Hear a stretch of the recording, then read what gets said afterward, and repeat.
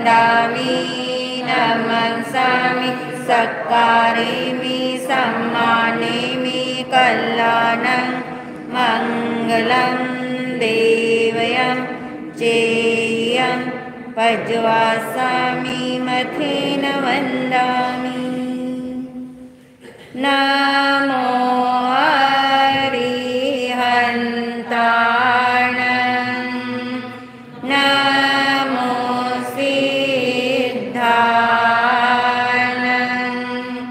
नमो आयर्याणं नमो उवजायाणं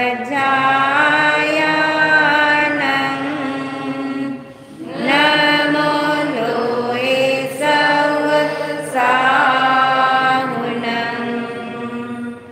एसो पञ्चनमोकारो सर्वपावपनाशनो मङ्गलानं च सर्वेसिं परमं हवै मङ्गलम् मङ्गलानं च सर्वेसिं परमं हवै मङ्गलम्।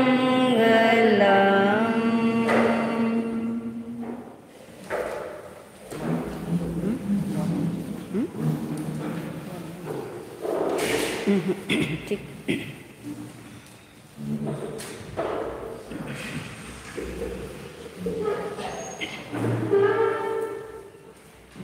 हाथ जोड़े नमस्कार मुद्रा,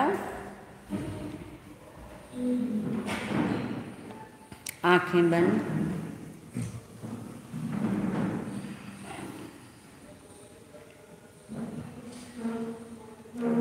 भगवान महावीर निर्वाण कल्याणक महोत्सव का आज 20वां दिन।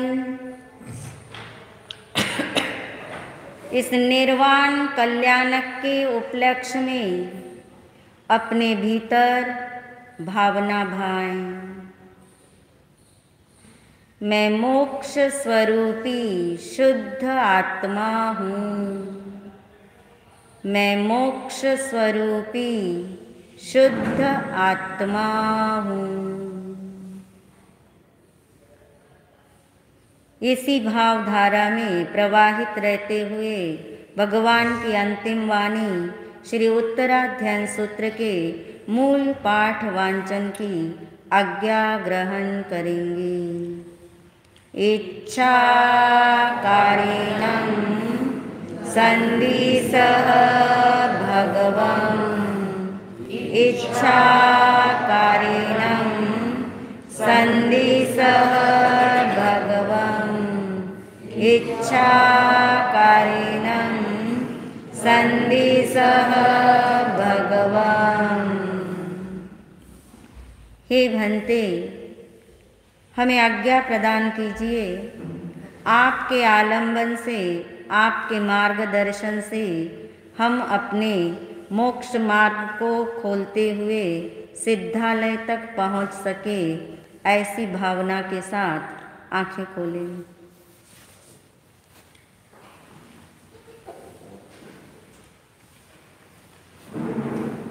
श्री उत्तराध्यान सूत्र के मूल पाठ वांचन में आज है 20वां अध्ययन। 20वें अध्ययन का नाम है महानिर्ग्रंथ। पेज नंबर है 66।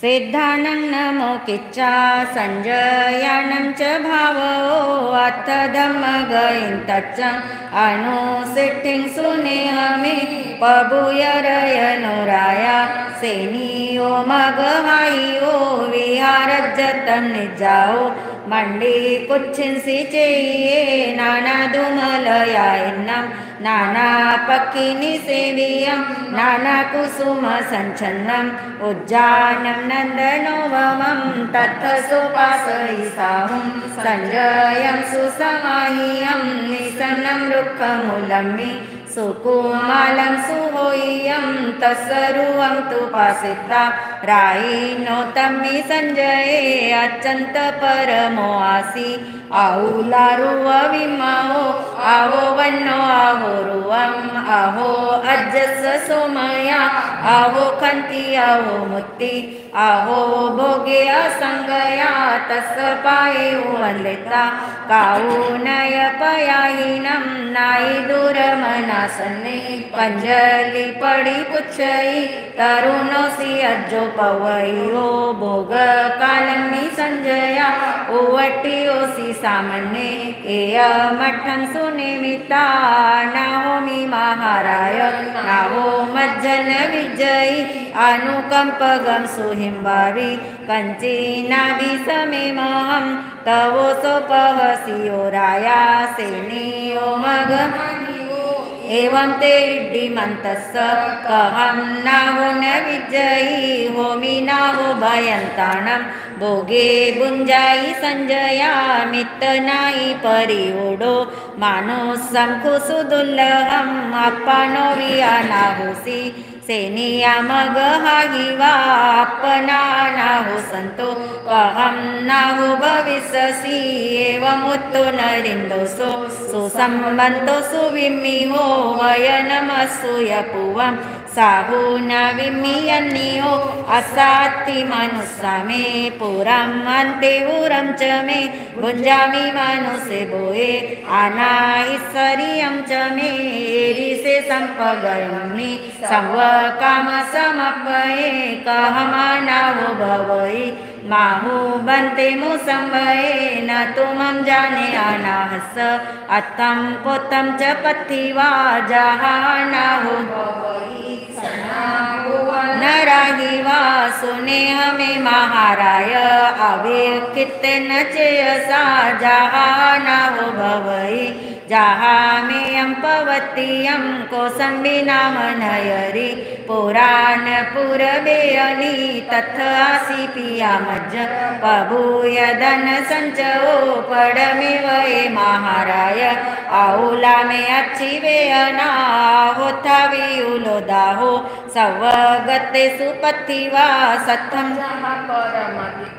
शरीर विवरंतरे पविसिजरी कुद्धो एवं में अच्छी वेयनातियं में अंतरिक्षं च उत्तमंगं च पीडई इंदासनी समागोरा वेयना परम दारुणा ओवटिया में आयरिया विद्यामंतं चिकित्सगा बिया सत्थ कुशला मंत मूल विसारया ते मे चिकित्सं कुवन्ति चाउपायं जहाहियं नवि दुःखा विमोयन्ति एसा मज्ज अनाहया पिया मे सब सारंपि लिज्जाहि मम कारणा नय दुःखा विमोयई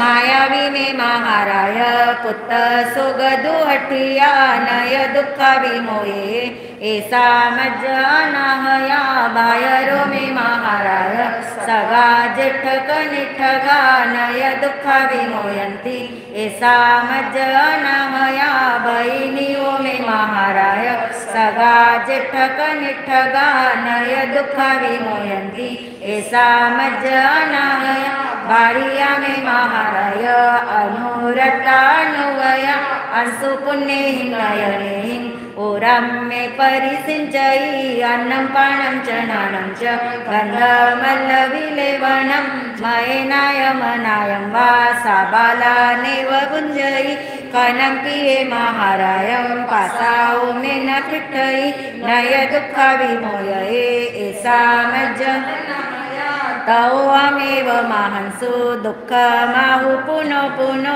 वेयनानुभवियुञ्जे संसारमि अनन्तये सइञ्च जयि मुच्चेजा वेयना वियुलायो खन्तो दन्तो निरारम्भो पवये अनगारियम् एवं च चिन्तयित्तानं कसुत्तमे नराहिया परियतन्ति ये राहिये वेयना मे कयं गया तव कल्लेपबायमि आपोच्चित्तान बंधवे कंतो दंतो निरारंभो पवयो अनगारियं तवो अन्नावो जावो अपनोय परसय सवेसिं चेव भूयानं तसान थावरानय अपन विवेरणी अपा मे कोड समली अपा कामदुहागिनो अपा मे नंदनं वनं अपा कत्ता विकत्ताय दोहानय सुहानय अपा मित्तम मित्तं च दुपठिय सुपठियो इमाहु अन्नावि अनाहया निवातमे गचित्तो निवो सुनेमे ने अंठदम्बं लयिनामि जहासियन्ति एगे बहुकाय रानरा सोपवैत्तान महावया हिंसमं च नभासयै पसाया अनेकयाय रसे सुगिद्धे नमूलवो छिन्दयि बन्धनं से आउत्तया जसन अत्तिकायीर्याय भासाय तहेसनाय आयान निखे वद गुंचनाय नवीरजाय मनुजाय मग्गम चिरंपि से मुंडरुई भविता अथिरवये तव नियमें भट्टे चिरंपि अपान किले सहिता न पारये होयु संपराये पुल्लेव मुट्ठी जसे असारे आयंतिये कूड़ कहावनेवा मनी वेरुली अपगासे अमग्गये होयु जानयेसु कुशीललिंगम यदारयिता सिज्यं जीव्य भूहयिता असंजय संजय लप्पमाने विनिगायमागच्छयि से चिरंपि विसंतु पियं ज कालकूडं हनायि सत्तं ज कुग्गय्यं एसो विदम्मो विसो वन्नो हनाये आलयि वायुयन्नो जलक्षणं सुविनपौनवंजे निमित्त कोवल संपगाडे न गच्छै शरणं तम्मिकाले तमं तमनेव उसे असीले सयादुहि विपर्यामुवेहि संगायै नरगतिरिक्कजो निम्मोनं विराहित्वा साहुरुहे उद्देश्यं कियगडं नियागं न मुञ्चै किञ्चि अनेस निज्जम् अग्गिविवासव बक्की भवित्ता एतो चो गच्छै कट्टुपावम् न तमारी कंठ चेता करे जंग से करे अपनी आदुरप्पा से नाई मच्चु मोहम तो पत्ते पच्छानुतावे न दया विहुनो निरठिया नगरुई उतस जे उत्तमठम विवियासमे इमे विसे नत्थि परे विलोये दुवो विसे जिज्जई तत्थलोये एमे वाहा चंद कुशील रुवे मग्गम विराहित्तु जिनुत्तमानम कुररी विवा भोगरसानुविद्या निरट्ठ सोया पर्यावमेयी सुच्चान में आवि सुभाषियमिमं अनुशासनं नान गुणो भवेयं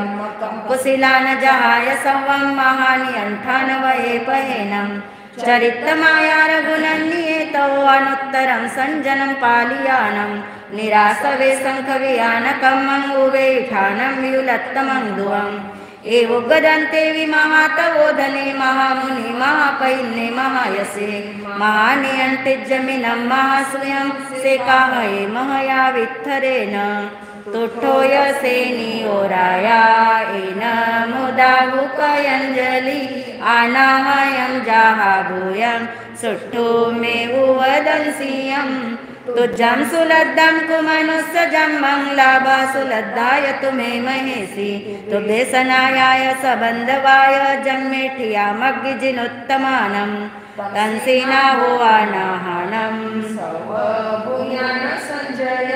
कामे मिते महाभाग इच्छामि अनुशासियं पुच्छियुन मयि तुभं जानविगोय जो कहो निमंतियाय भोगें तं सवं मरीसेहि मे एवं तु नित्थान सराय श्रियो अनगारसियं परमाहि भक्तिये सौरो सपर्यनो सबंधो धम्मानुरक्तो विमलेन चेयसा उससीय रोमकुवो काऊनय पयाहीनम् अभिवंदियो न शिरसा आइयाओ न राहियो इयरो में गुण समिद्धो तिगुत्ति गुत्तो यति दंड वीरवोय विहग विव विपमुक्को विहरहि वसुहं विगय मोतिब्लिनी।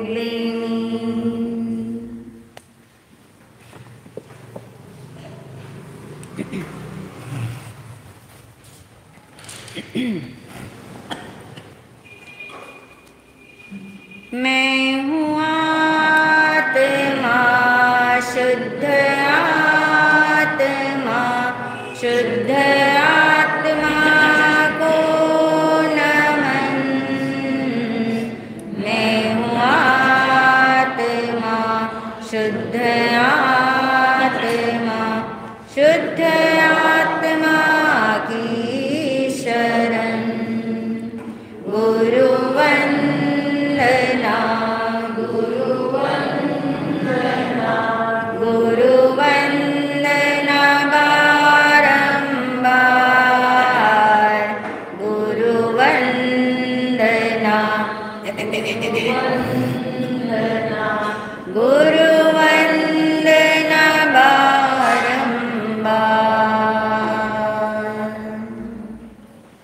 परम श्रद्धेय परम उपकारी महाराज श्री के चरणों में अनंत वंदन नमन। सभी शुद्ध आत्माओं को अनंत वंदन नमन। भगवान महावीर निर्वाण कल्याणक महोत्सव का आज कौन सा दिन है? 20वां दिन है। और अभी अभी हमने श्री उत्तराध्ययन सूत्र के मूल पाठ में 20वें अध्ययन का वांचन श्रवण किया। अब हम जानेंगे इस अध्ययन का क्या सार भगवान ने बताया, मगर उससे पहले हम दोहराने वाले हैं कितने अध्ययन के नाम? 19 अध्ययन। पहला अध्ययन विनय श्रुत, दूसरा परिशः प्रविभक्ति, तीसरा चतुरंगीय, चौथा असंस्कृत जीवन, पांचवा अकामरण, छठा शुल्लक निर्ग्रंथ, सातवा एलयम, आठवा कापिलियम, नववा नमी पवज्जा, 10वां द्रुमपत्र, 11वां बहुश्रुत पूज्य, 12वां हरिकेशीय, 13वां चित्त संबुद्धि, 14वां ईशुकार्य, 15वां सभिक्षुक और 16वां था ब्रह्मचर्य समाधि स्थान, 17वां पाप श्रमण, 18वां संजतीय और 19वां था मृगापुत्र। आज है 20वां अध्ययन जिसका नाम है महानिर्ग्रंथ। बोलिए। निर्ग्रंथ वाला एक अध्ययन पहले भी आया ना हमारा, अभी हमने दोहराया। याद आ रहा है कौन से नंबर का था? छठा था शुल्लक निर्ग्रंथ। यार यहाँ पे क्या शब्द आया? महानिर्ग्रंथ। निर्ग्रंथ वर्ड कॉमन है। शुल्लक यानी छोटा और महा यानी बड़ा, यानी छोटे से ही बड़ा हुआ जाता है। मगर इस अध्ययन में भगवान ने एक नहीं, दो नहीं, 3 बड़े बड़े तथ्य उभारे हैं। पहले तथ्य से परिचय ले ले हम, ताकि आपको वो खोजना और वो समझना इजी हो जाए। महानिर्ग्रंथ नाम के 20वें अध्ययन में भगवान महावीर जी ने सबसे पहले ये बात बता दी कि निर्ग्रंथ होने के लिए, निर्ग्रंथ यानी जहाँ अंदर बाहर दोनों गांठे क्या हो जाए? समाप्त हो जाए। निर्ग्रंथ यानी साधु। ऐसे होने के लिए कौन सा राजमार्ग बताया, और उस राजमार्ग पे चलने के लिए कौन सी नींव है, कौन सा बीज है। अगर वो बीज हमारे भीतर में हो तो हम भी एक दिन क्या बन सके? महानिर्ग्रंथ के रास्ते पर चल सकते हैं। और वो बीज का नाम दिया, उस नींव का नाम दिया जिज्ञासा। अगर आपके अंदर जिज्ञासा है, बाहर की नहीं अंदर की, अंतर जिज्ञासा है, यदि कुछ चीज़ें आपको विस्मयकारी लगती है, आश्चर्यकारी लगती हैं, उसे देख करके आपको कुछ प्रश्न जागता है, तो समझना आपकी अंतर जिज्ञासा आपको कौन से महामार्ग पे चलाएगी? निर्ग्रंथ के मार्ग पे चला देगी। पहला ये तथ्य समझ आएगा। दूसरा तथ्य इस अध्ययन में समझ आएगा। 4 शब्दों की चर्चा की गई इस अध्ययन में। नंबर 1 नाथ, दूसरा है अनाथ, तीसरा है सनाथ और चौथा है अनादिनाथ। नाथ कोई कोई होता है, सभी लोग नाथ नहीं होते। अनाथ भी कोई कोई होते हैं, सनाथ भी कोई कोई होते हैं। कौन नाथ होता है, कौन अनाथ होता है, कौन सनाथ होता है, इसमें तो कैटेगरीज हैं, इसमें तो तरतमता है, इसमें तो कोई होगा कोई नहीं होगा। मगर चौथा शब्द क्या था? ऐसे ढीला ढाला नहीं, जोर से बोलो। अनादिनाथ, जोर से बोलो। आदिनाथ नहीं बोल रही हूँ, क्या बोल रही हूँ? अनादिनाथ। आदिनाथ तो हो चुके, आदिनाथ तो अनादिनाथ बोल रही हूँ, आदिनाथ नहीं बोल रही। समझ आ रहा है सबको? कौन है अनादिनाथ? सभी अनादिनाथ हैं और मैं भी अपना अनादिनाथ हूँ। जिस दिन ये समझ आएगा उस दिन नाथ क्या है, अनाथ क्या है, सनाथ क्या है, ये भी समझ आएगा। और ये चार शब्द जब समझ आएंगे तो आत्मदृष्टि खुले बिना नहीं रहती। ये दूसरा तथ्य मैं आपको इसलिए पहले बता रही हूँ ताकि आप ढूंढ सको उसमें कहाँ कौन सी बात रिलेट हो रही है, वो आपने चुनना है। इसलिए पहले हमने आपको बता दिया। अब है नंबर 3 पे, इसमें बताया जाएगा। तीसरा तथ्य जो उभारा गया वो ये है कि आत्म भावना अवश्य फलित होती है और आत्म भावना का प्रभाव त्रैकालिक होता है। त्रैकालिक यानी तीनों काल पे पड़ता है। कौन सी भावना आत्म भावना या उभारी गई? वो अशरण आत्म भावना है। उसका प्रभाव कैसे पड़ा, क्यों पड़ा, कहाँ कहाँ पड़ा, ये सब भी आपने इसमें से चुनना है। तो अब तैयार है? आपके पास 3 चीजें आ गई हैं। फिर से एक लाइन कर देती हूँ। महानिर्ग्रंथ बनने का बीज जो है वो जिज्ञासा है। नंबर 2, नाथ अनाथ सनाथ अनादिनाथ कौन क्या कैसे, उसको समझना है। नंबर 3, आत्म भावना भाने से क्या होता है, अशरण भावना का कैसा त्रैकालिक प्रभाव इस अध्ययन में बताया। राजा श्रेणिक और अनाथी मुनि का संवाद है यहाँ पर। राजा श्रेणिक से आप परिचित हैं। कौन है राजा श्रेणिक? भगवान महावीर स्वामी जी के परम भक्त, परम श्रावक तो नहीं कह सकते, भक्त ही कह सकते हैं। क्षायिक सम्यक दृष्टि आत्मा है। और कहाँ है इस समय? पहली नरक में। क्या बनेंगे आगे जा कर के? पहले तीर्थंकर बनेंगे इस उत्सर्पिणी काल के।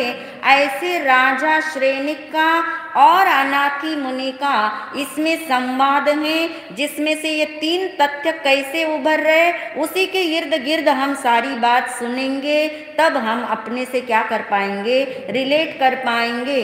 बात उस समय की है जब राजा श्रेणिक को जैन धर्म नहीं मिला था, जब राजा को नवकार मंत्र नहीं पता था, जब राजा श्रेणिक को साधु संत से परिचय नहीं था, तब राजा श्रेणिक की धारणाएं अलग थी, धर्म को लेकर धारणा अलग थी और साधु संत को लेकर धारणा अलग थी।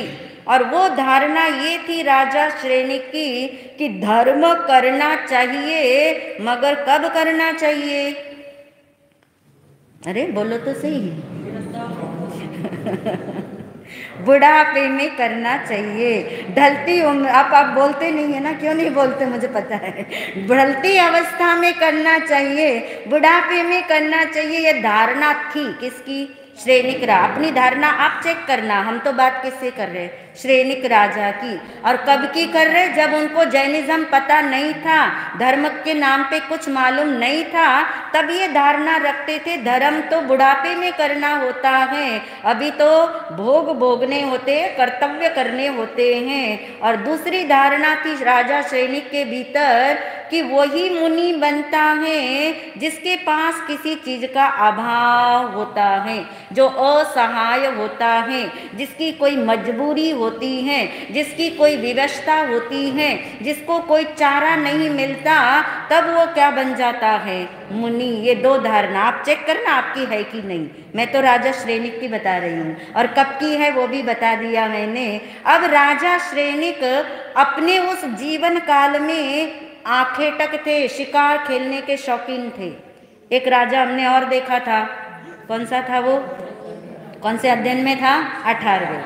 18वें अध्ययन जो संयति राजा का था, शिकार खेलने गया था, ऐसी उद्यान में गया था, मगर शिकार खेलने के बाद में उसको मुनिराज के क्या हुए दर्शन। यहाँ पे राजा श्रेनिक उद्यान में आए हैं, बगीचे में आए हैं, अभी शिकार खेलने का मूड नहीं है, मगर कोई दिख जाए तो खेल भी सकते हैं शिकार, मगर उससे पहले उनको उद्यान के अंदर एक आकृति ने खींच लिया, और वो आकृति थी, किसकी थी वो आकृति? मुनिराज की। खड़ी हुई आकृति नहीं थी, बैठी हुई थी, आंख खुली हुई नहीं थी, आंख बंद थी, ध्यान मुद्रा में वे स्थित बैठे हुए थे, और उनका तेज, उनका ओज, उनका ऑरा ऐसा था कि श्रेनिक राजा सब कुछ घूमना घामना छोड़कर, इधर उधर देखना छोड़कर किसके औरे की तरफ जा रहा है? उस अनाथी मुनि के औरे की तरफ जा रहा है, खींचा जा रहा है।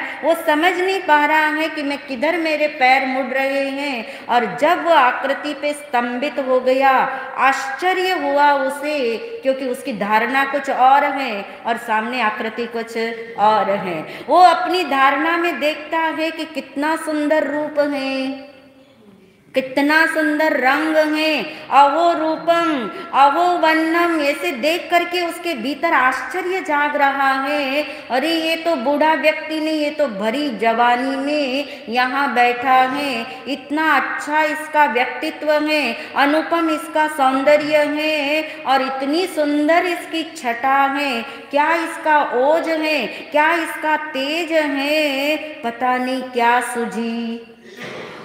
आप भी तो जब किसी मुनिराज, किसी साधु साध्वी को देखो, बहुत सुंदर लगे, बहुत भव्य लगे, बहुत सुंदर ऑरा लगे, तो एक बार तो अंदर अंदर आता ही है, अंदर आता ही, अरे क्या सूझी थी इनको दीक्षा लेने की, कितना सुंदर रूप मिला, अच्छा यौवन मिला, मगर जरूर कुछ अभाव होगा, ये भी सोचते लोग, सोचते नहीं पूछते भी है, ये भी पूछ लेते हैं, ये भी सोच लेते हैं। ऐसा ही कुछ राजा के भीतर में होने लगा। उसे लगा अरे क्या जरूरत थी इसे, जरूर इसके पास कोई अभाव रहा होगा, कोई कमी रही होगी, इसी कारण से इसे ये रास्ता, ये मार्ग चुनना पड़ा। और ये सोच करके पहले तो राजा काफी देर तक, जैसे कहते हैं ना कि उस आकृति का, उस वाइब्रेशन का, उस रूप का, उस ऑरा का पान करता रहा, अच्छा लग रहा है, मगर विस्मय होता है, आश्चर्य होता है, ऐसा आश्चर्य होता है कि जिज्ञासा जागती है। और इसी जिज्ञासा ने श्रेनिक राजा को आत्मदृष्टि तक पहुंचाया। यही वो जिज्ञासा थी जहाँ से उनको मोक्ष मार्ग खुल गया। ऐसी जिज्ञासा जागी कि मैं इनको पूछूं तो सही कि क्यों ये मार्ग अपनाया आपने। अगर आपने असहाय थे, अगर आप बेचारे थे, आपका कोई गुजारा नहीं होता था, तो अभी भी चले आना। मैं कौन हूँ? राजा श्रेनिक हूँ। मैं इनको क्या कर दूंगा? सारा कुछ वैभव दे दूंगा। ये भाव किसके भीतर जाग रहे? मुनिराज क्या कर रहे? वे अंतर्लीन है, वे ध्यानस्थ हैं, वे अपनी अस्थि की मस्ती में झूम रहे हैं, वे अपनी ध्यान अवस्था में मग्न हैं। और राजा के भीतर जब ये तीव्र भाव जागा, तो आप जानते भाव जब तीव्र होते हैं तो वचन के द्वारा निकले बिना नहीं रहते। राजा वहाँ बैठ ही गया, बैठ के उसके हाथ भी जुड़ने लगे, मुख से शब्द निकलने लगे, अहो वन्नो अहो रुवम अहो अज्जस सोमया अहो खंती अहो मुत्ती अहो भोगे असंगया। क्या रंग रूप, क्या शरीर की संपदा, क्या यौवन। अभी तक मन में बोल रहे थे, अब कहाँ बोल रहे? वचन से। वचन से उस मुनिराज के कानों तक पहुंचाना चाहते हैं कि ऐसी सुंदर आकृति आपकी है, भर जवानी आपकी है, इतना सब कुछ जो नहीं मिलता लोगों को, वो सब तुम्हें मिला और कहाँ बैठे हो? इस जंगल में क्या खाक छान रहे हो? ये आंख बंद करना कोई जिंदगी है क्या? ये हाथ पे हाथ धरना कोई जिंदगी है क्या? इतना विस्मय होता है, मगर बार बार कहते हैं ये आपकी सौम्यता, ये आपका क्षमा भाव, ये आपका बैठने की स्थिरता, ये आपकी चित्त की प्रसन्नता, ये आपके चेहरे की प्रफुल्लितता, मुझे कुछ हो रहा है। मुनिराज आंखें खोलिए, दर्शन दीजिए। मुनिराज का ध्यान जब संपन्न हुआ, मुनि ने आंखें खोली और राजा ने उनको प्रश्न किया कि क्या जरूरत है। जिज्ञासा अंदर थी, अब वचन के द्वारा परीक्षा करी उन्होंने, क्या ऐसी बात थी कि आपको इस जंगल में आके ऐसे हाथ पे हाथ धरा रख के बैठना पड़ रहा है? कोई भी ऐसी बात हो तो आप मुझे बताइए। और मुनिराज ने कहा, हे राजन, मैं अनाथ था।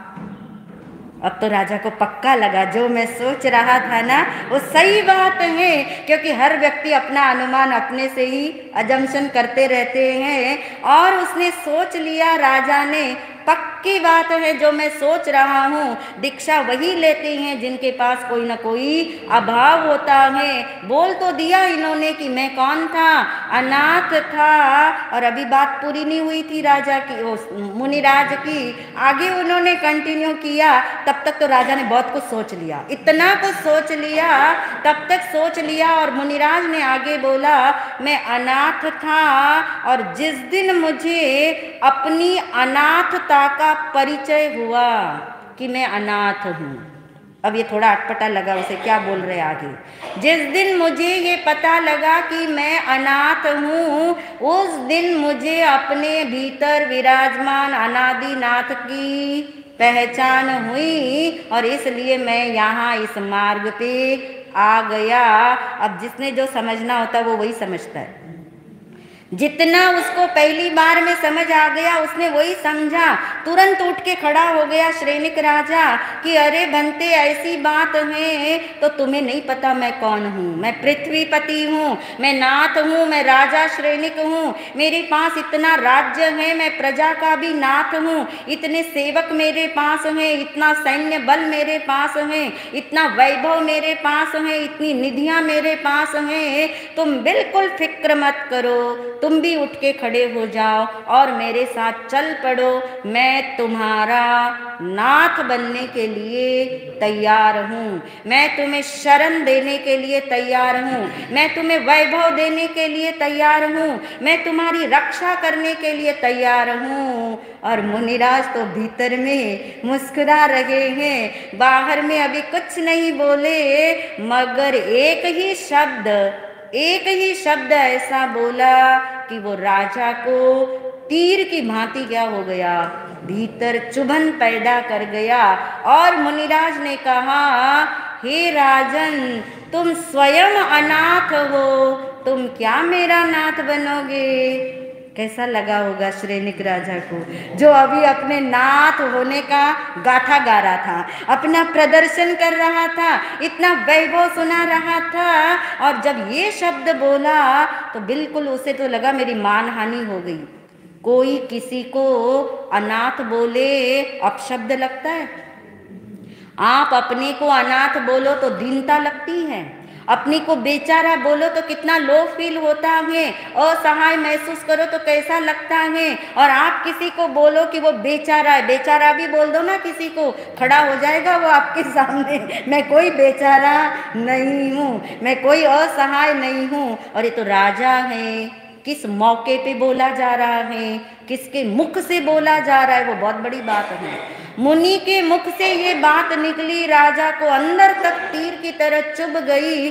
खड़ा हुआ था, बैठ गया, क्या बोल रहे हो? क्या आपकी वाणी पे संयम नहीं? क्या आप मुझे जानते नहीं? और तब मुनिराज ने उसे शांत किया कि तुम्हें अभी तक नाथ क्या होता है पता नहीं, अनाथ किसे कहते हैं तुम जानते नहीं, सनाथ कौन होता है इससे तुम बेखबर हो, और अनादिनाथ की तो तुमको पहचान ही नहीं है। अब राजा को थोड़ा आकर्षण जागा, किसका? शब्दों का, कि मुनिराज के कहने में कोई गहराई है, उनके अर्थ सामान्य अर्थ नहीं है, मैंने शब्दार्थ समझा, ये मुझे कुछ गूढ़ अर्थ बताएंगे। इसलिए वो अब हाथ जोड़ के बैठ गया और अनाथी मुनिराज ने कहा, हे राजन, तुम मेरी आप बीती सुनोगे तो तुम्हें नाथ, अनाथ, सनाथ और अनादिनाथ का परिचय हुए बिना नहीं रहेगा। और कोई कहानी सुनाए तो कितना इंटरेस्ट आता है। चलिए, अब आपको इंटरेस्ट आने वाला है। अब इंटरेस्ट आने वाला है, क्या कथा, क्या आप बीती सुनाएंगे अनाथी मुनि। और उन्होंने बताया कि मैं भी कौशंबी नगरी का रहने वाला प्रभुत धन संचय का पुत्र हूँ। मेरे पिताजी का नाम तो कुछ और रहा होगा, मगर सारे लोग उनको क्या बोलते थे? प्रभुत धन संचय। प्रभुत यानी प्रचुर, बहुत सारा, प्रचुर धन का संचय जिसके पास है, जिसकी 7 पीढ़ी बैठ के खा ले तो भी वो संचय खजाना उसका खत्म होने वाला नहीं। ऐसा ये प्रभुत धन संचय का मैं कौन था? पुत्र था, मैं अकेला नहीं था, हम और भी बहन भाई थे, मेरी पत्नी भी थी, मेरे बच्चे भी थे, मेरे माता पिता भी घर में थे, किसी चीज की कोई कमी नहीं थी। और एक दिन ऐसा हुआ, मेरे आंखों में तीव्र वेदना होने लगी। इतनी तीव्र वेदना, शब्द दिया अध्ययन में अक्षिशूलम। आंख दुखना अलग बात है, आंख में पीड़ा होना अलग बात है, शूल की तरह पीड़ा, यानी शब्द दिया इंद्र का जो वज्र है वो कैसा प्रहार करे तो कैसा होता है, ऐसी पीड़ा जैसे कोई 100 बिच्छू एक साथ किसी को डस ले तो ऐसी पीड़ा, ऐसी चुभन किसको हो रही थी? कौन सुना रहा है? किसको सुना रहा है? अनाथी मुनि सुना रहे श्रेणिक राजा को, आप बीती सुना रहे कि मुझे ऐसी पीड़ा थी, इतनी वेदना थी, मगर राजन कोई कमी नहीं थी। डॉक्टर को, वैद्य को, हाकिम को, सबको बुलाया गया, औषधि की कोई कमी नहीं थी, सेवा की कोई कमी नहीं थी, पथ्य परहेज की कोई कमी नहीं थी, दुआओं की भी कोई कमी नहीं थी। सब मेरी परिचर्या सुचारू रूप से हो रही थी, मगर एक दिन नहीं, 2 दिन नहीं, अनेकों दिन बीतते चले गए, मेरी अक्षी वेदना कम तो नहीं हुई, मगर रोज ही रोज क्या होने लगी? दवाई लेने पे भी मेरा मर्ज क्या हो रहा? बढ़ता ही गया और कोई किसी की प्रार्थनाएं काम नहीं आई। मेरे माता पिता ने देव देवी की मनौतियां मनाई, मेरे पत्नी ने 1.25 लाख जाप किए, मेरे भाई मुझे यंत्र तंत्र लाके पहनाते गए, किसी ने जो कुछ करना था कर सकते थे, सब कुछ किया। मेरी माँ ने इतनी ममता दी, इतना वात्सल्य मेरे ऊपर उंडेला, मगर हे राजन, कोई भी मेरी एक समय के लिए भी वेदना क्या नहीं कर सका? कम नहीं कर सका, मेरा दर्द बांट नहीं सका, मेरी पीड़ा ले नहीं सका। हालांकि मेरे लिए ही दिन रात जी रहे थे, मेरी पत्नी दिन रात मेरे सिराने आंसू बहाती थी, बच्चे इर्द गिर्द खड़े रहते थे, मेरे भाई बहन सेवा में हाजिर रहते थे, कोई कमी नहीं थी, मगर कोई भी मुझे इस पीड़ा से बचा नहीं सका, दर्द को घटा नहीं सका, मेरी रक्षा कर नहीं सका। और एक दिन मेरे भीतर में विचार जागा। विचार कब तक नहीं जागा? जब तक ये सब होता रहा और ये मानने में आता रहा, भले ही हम बोलते ये बात है, यूं तो सब मेरे अपने हैं, बोलते हो ना, घर में रोज बोलते होंगे, यूं तो तुम सब मेरे अपने हो, मगर समय पड़ने पर तुम कोई भी मेरा नहीं, यानी कोई भी अपना यहाँ पे नहीं है। जो मैंने धारणा बना रखी थी राजन, धन काम आता है, परिवार काम आता है, सेवाएं काम आती हैं, डॉक्टर ठीक कर देते हैं, दवाइयाँ अच्छा कर देती हैं, पथ्य परहेज से रहो तो कोई बीमारी आती नहीं है, ये सारी धारणाएं क्या होती गई? गलती गई। कोई धन, कोई परिवार, कोई जन, कोई वैद्य मेरे लिए सुरक्षा नहीं दे सका, मेरा त्राण नहीं बन सका, मुझे शरण नहीं दे सका, मेरी पीड़ा नहीं मिटा सका, मेरी दर्द को नहीं घटा सका। और एक दिन मेरे भीतर में ऐसा शुभ विचार जागा कि ये बाहर में कुछ जिसे मैंने सार समझा था वो कुछ भी सार नहीं, ये सब असार है, ये सब व्यर्थ है, ये सब भरोसा करने लायक नहीं है, ये सब क्षणिक है। बाहर से मेरा ध्यान हटा और दृष्टि कहाँ आई? अंदर में। ये अंदर में कौन है जो ये जानता है कि पीड़ा कम नहीं होती? ये अंदर में कौन है जो ये जानता है कि कोई अपना नहीं बनता? ये अंदर में कौन बैठा है? दृष्टि को अपनी तरफ मैंने मोड़ा और अपनी तरफ मोड़ते ही भीतर में एक शुभ भावना मेरे अंदर जागी, आत्म भावना मेरे अंदर जागी और शरण भावना का मैंने चिंतन किया। दल बल देवी देवता, मात पिता परिवार, मरती बिरिया जीव को कोई न राखनहार, कोई न राखनहार। क्या कमी थी मुझे बाहर में, क्या अभाव था मुझे बाहर में, मगर दल बल देवी देवताओं की भी आराधना। लोग कहते देवी देवता की आराधना करो, लोग नौकार मंत्र छोड़ छोड़ करके क्या करते हैं वो आपको पता है। पद्मावती माता की आराधना करेंगे कि वो तो क्या है, सम्यक दृष्टि है ना, वो तो रक्षा करेगी आपकी, वो तो आपकी रक्षा करेगी। अरिहंत सिद्ध परमात्मा भी रक्षा नहीं करते तो देवी देवता रक्षा कहाँ से करेंगे? क्योंकि जब तक आप अपने रक्षणीय तत्व को नहीं पहचानोगे तब तक आपकी रक्षा कोई दूसरा कर ही नहीं सकता, 3 काल में भी नहीं कर सकता। हे राजन, मैंने आत्म भावना भाई, मेरे भीतर अशरण भावना जागी कि इस संसार में कोई शरण नहीं, दवा भी शरण नहीं और दुआ भी, देवी देवता भी शरण नहीं है मेरे लिए। और ऐसा जब भीतर में भाव जागा तो कौन है शरण दाता, मैं उसकी तरफ चिंतन करने लगा और चिंतन करते करते मैं उस अनादि नाथ तक पहुंच गया जो स्वयं ही स्वयं का रक्षक है। उसमें मैं इतना लीन हुआ कि ये आत्म भावना का प्रभाव अपने पर भी पड़ा, पर पे पड़ा और वातावरण पे पड़ा। अब यहाँ पे समझना होगा पर क्या है और यहाँ वातावरण क्या है। यहाँ दूसरे की तो बात ही नहीं चल रही, यहाँ तो अपनी ही बात सुना रहे अनाथी मुनि कि मेरे भीतर क्या हुआ। आत्म भावना भाते भाते बाहर में क्या हुआ। बाहर कौन है? भाई बहन माता पिता बाहर है क्या? बाहर शरीर है, शरीर से पहले बाहर कर्म है। कर्म के अंदर फेरफार होना शुरू हो गया, यानी भावना का, आत्म भावना का, अशरण भावना का निरंतर चिंतन करते करते उपयोग बाहर से हटा, उपयोग कहाँ जुड़ने लगा? भीतर में जुड़ेगा। बाहर से हटेगा तो बाहर का दर्द अनुभव में नहीं आएगा। जब क्या अनुभव में आ रहा है? अंदर की चीज अनुभव में आती हो तो बाहर यानी कर्म पर पे प्रभाव पड़ा, यानी कर्म पे प्रभाव पड़ा, और परिस्थिति यानी वातावरण पे प्रभाव पड़ा, यानी कर्म फल पे प्रभाव पड़ा, यानी कर्म की प्रकृतियां बदल गई। कर्म की प्रकृतियों में संक्रमण हो गया, उद्वर्तन हो गया, अपवर्तन हो गया। अशुभ का क्या हो गया? अपवर्तन हो गया। शुभ का उद्वर्तन हो गया।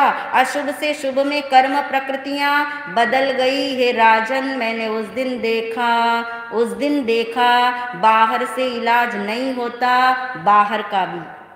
बाहर का भी इलाज बाहर से नहीं होता, वो फेल हो गया सब कुछ। और जब मैंने देखा मैं आत्म भावना में स्थिर हो गया, अपने में स्थिर हो गया, कर्म पे प्रभाव पड़ा, कर्म उदय पे प्रभाव पड़ा, यानी फल पे प्रभाव पड़ा, मेरी वेदना बाहर में शांत हो गई। और जब मैं उठा, जब मेरी नींद खुली, थोड़ी देर नींद आ गई, उसके बाद जब मेरी नींद खुली और वो आत्म भावना के उस भावों में खुली, मैं और गहराई से आत्म भावना में गया और मेरी आत्म दृष्टि खुल गई। जैसे ही मेरी आत्म दृष्टि खुली, मेरे अंदर की व्यवस्था बदल गई, अंदर के कर्तव्य बदल गए। मैंने देखा चारों तरफ जो लोग बैठे हैं, अब देखिए उनकी पुकार क्या होती है।